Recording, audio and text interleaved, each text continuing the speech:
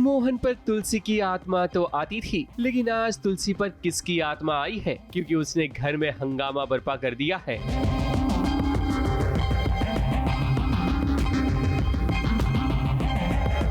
तुलसी राधा पर अपनी जबान से तीर पर तीर बरसा रही है। उसके गुस्से का शिकार पहले मोहन, फिर कादम्बरी और फिर गुनगुन हुई।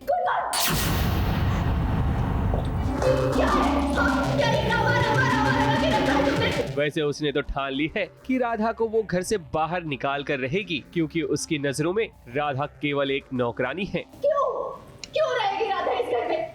मुझे भी जानना है कि वो यहाँ पर क्यों रहेगी। तुम्हें हो क्या गया है मोहन? तुम्हें याद नहीं, अगर माँ से कोई कुछ भी कहता था, एक लफ्ज भी गलत कहता था, तो तुम क्या करते थे?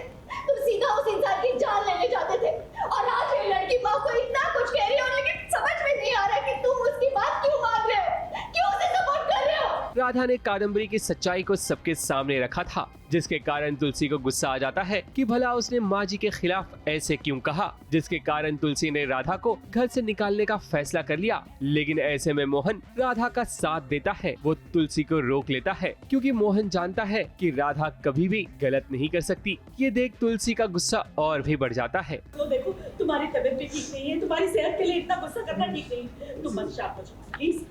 और राधा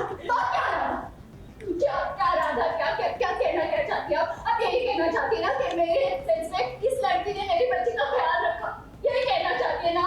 और उसी एहसान के बले दबकर आप इसकी ये बदतमीजी सहन कर रही हो। क्यों माँ?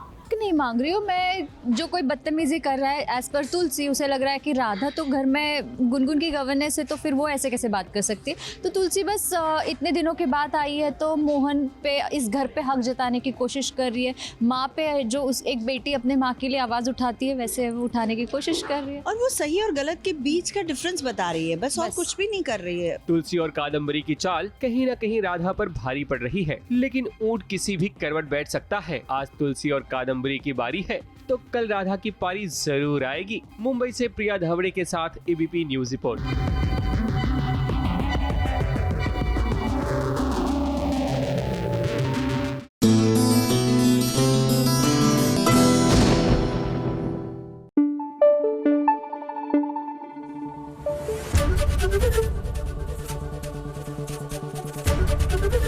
एबीपी न्यूज आपको रखे आगे।